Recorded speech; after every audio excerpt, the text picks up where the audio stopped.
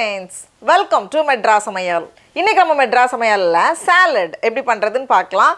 பொதுவே சாலட்னாலே சில பேருக்கு பிடிக்காது.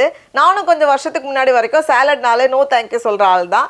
ஆனால் ஒரு கரெக்டான ஒரு சாலட் ட்ரெஸ்ஸிங், அதுக்கப்புறமா நமக்கு பிடிச்ச பொருட்கள்லாம் சேர்த்து சாலட் பண்ணும்போது எல்லாருமே நல்லா விரும்பி சாப்பிடுவாங்க. இது பண்ணுறதுக்கு ஃபர்ஸ்ட் வந்து நம்ம அந்த சாலட் ட்ரெஸ்ஸிங் தயார் பண்ணிடலாம். இது வந்து நம்ம வீட்டில் இருக்கக்கூடிய பேசிக் பொருட்கள் வச்சு நம்ம ரெடி பண்ண போகிறோம். இதுதான் வந்து அந்த சாலட்கே நல்ல ஒரு டேஸ்ட் கொடுக்கும். அது பண்ணுறதுக்கு நான் இன்னைக்கு வந்து 3/4 கப் போல் நல்ல கெட்டியாக இருக்கிற தயிர் எடுத்திருக்கேன். கொஞ்சம் தண்ணியாக இருக்கிற மாதிரி இருந்துச்சுன்னா ஒரு வடிகட்டியில் போட்டு வச்சுக்கோங்க. அந்த தண்ணியெல்லாம் போனதுக்கப்புறமா நம்ம வந்து சேர்த்துக்கலாம். இது கூடவே 1 டேபிள் ஸ்பூனுக்கு எலுமிச்சை பழத்தோட சாறு, அதுக்கப்புறமா ஒரு 2 டீஸ்பூன் அளவுக்கு எண்ணெய், நான் வந்து ஆலிவ் எண்ணெய் சேர்த்துருக்கேன், எது வேணாலும் ஓகே தான். அப்புறமா அந்த பூண்டு வாசனைக்காக ஒரு பல் பூண்டு, அது வந்து கொஞ்சம் சின்ன சின்னதாக கட் பண்ணி வச்சுருக்கேன், அரைகிறதுக்கு ஈஸியாக இருக்கும். கூடவே 1/2 டீஸ்பூன் போல் மிளகாய் தூள், 3/4 டீஸ்பூன் போல் சர்க்கரை, இது வேண்டாம்னா நம்ம ஸ்கிப் பண்ணிக்கலாம். கூடவே தேவையான அளவு உப்பு, நான் வந்து ஒரு 3/4 டீஸ்பூன் உப்பு சேர்த்துருக்கேன், பார்த்து சேர்த்துக்கோங்க. எல்லாத்தையும் சேர்த்துட்டு நல்லா அரைச்சி இந்த மாதிரி எடுத்துகிட்டு வந்திருக்கேன். பாருங்கள், அவ்வளோதான். டக்குன்னு ஒரு 2 நிமிஷத்தில் நம்ம இதை வந்து ரெடி பண்ணிடலாம். அவ்வளோதான். இது வந்து நம்ம சாலட்க்கு வந்து நல்ல ஒரு டேஸ்ட் ஆட் பண்ணும். அவ்வளோதான், சாலட்க்கு ட்ரெஸ்ஸிங் ரெடியாக இருக்குது. இது வந்து நம்ம ஒரு பேசிக் ரெசிபி தான் பண்ணியிருக்கோம். இதில் வந்து நம்ம நிறைய வேரியேஷன்ஸ் நம்ம வந்து ட்ரை பண்ணலாம். இப்போ அடுத்தது வந்து நம்ம காயெல்லாம் ரெடி பண்ணோம். அதுக்கு ஒரு பேனில் கொஞ்சமாக 1 டீஸ்பூன் போல் எண்ணெய் சேர்த்துக்கோங்க, ரொம்ப வேண்டாம். எண்ணெய் சூடானதும் இதில் கொஞ்சம் மஷ்ரூம் எடுத்திருக்கேன், ஒரு 50 கிராம் போல் மஷ்ரூம் எடுத்திருக்கேன். அதை வந்து இந்த மாதிரி கட் பண்ணி வச்சுருக்கேன். எப்போவுமே வந்து நம்ம சாலட் பண்ணும்போது கொஞ்சம் ஃபில்லிங்காக இருக்கக்கூடிய காய்கறி சேர்த்தா தான் நமக்கு வந்து கொஞ்சம் நேரம் பசி தாங்கும். 50 கிராம்லேருந்து 100 கிராம் மஷ்ரூம் நம்ம சேர்த்துக்கலாம். மஷ்ரூம் கொஞ்சம் நிறைய இருக்கும்போது நல்லா தான் இருக்கும். இப்போ மஷ்ரூம் வந்து லேசாக இந்த மாதிரி ரோஸ்ட் ஆனதும் இதில் வந்து கொஞ்சம் ஸ்வீட் கார்ன் வச்சுருக்கேன். அதுக்கப்புறமா ஒரு பாதி குடை மிளகாய், கூடவே தேவையான உப்பு, கொஞ்சம் மிளகு, எல்லாத்தையும் சேர்த்துட்டு லைட்டாக ஒரு 1 நிமிஷம் போல் நம்ம வந்து வேக வச்சாலே போதும். லேசாக ஒரு புரட்டிட்டாலே நமக்கு போதும். பாருங்கள், இந்த மாதிரி நம்மளோட மஷ்ரூம், குடைமிளகாய், அப்புறமா கார்ன், ஸ்வீட் கார்ன் எல்லாமே வந்து நல்லா வெந்து வந்திருக்கு. இப்போ இந்த ஸ்டேஜில் நம்ம ஸ்டவ் ஆஃப் பண்ணிவிட்டு இதை வந்து மாற்றி வச்சிடலாம். இப்போ அடுத்தது இது மேலே சேர்க்குறதுக்கு நம்ம வந்து கொஞ்சம் க்ரம்பிள்டு பன்னீர் பண்ண போகிறோம். பன்னீரை வந்து ரொம்ப சின்ன சின்னதாக கட் பண்ணி இது மாதிரி பண்ணுறதுனாலும் பண்ணலாம்.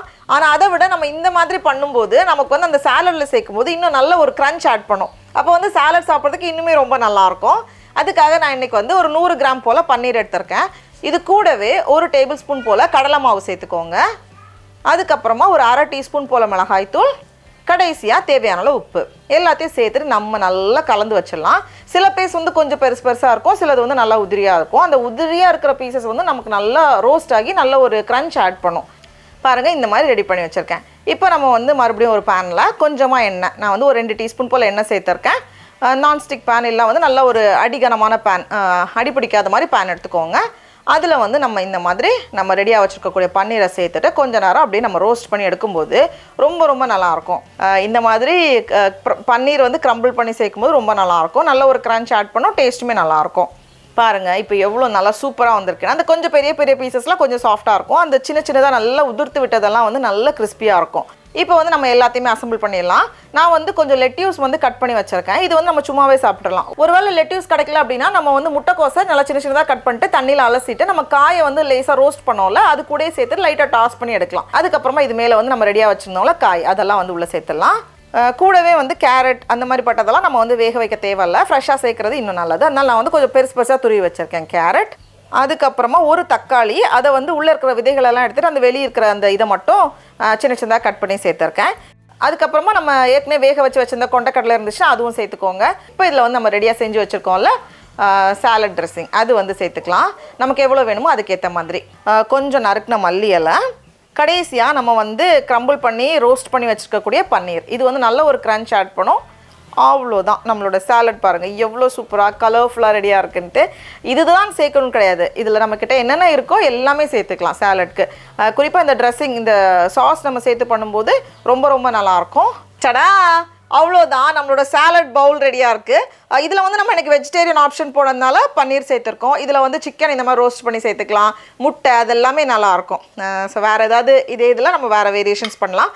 நிறைய பேர் வந்து சிறுதானிய வகைகள் கேட்டிருந்தீங்க. நானும் அடுத்தடுத்த ரெசிபீஸில் நான் வந்து ஷேர் பண்ணுறேன். இப்போ நம்ம டேஸ்ட் பண்ணி பார்க்கலாமா? ரொம்ப ரொம்ப நல்லாயிருக்கு. இது வந்து நல்லா ஃபில்லிங்காகவும் இருக்கும். நீங்களும் கண்டிப்பாக இந்த ரெசிபியை வீட்டில் செஞ்சு பாருங்கள். உங்களுக்கு இந்த வீடியோ பிடிச்சிருந்துச்சுன்னா மெட்ராஸ் சமையலுக்கு சப்ஸ்கிரைப் பண்ணுங்கள். நாவின் சுவை எறும்புகள் மலரட்டும்.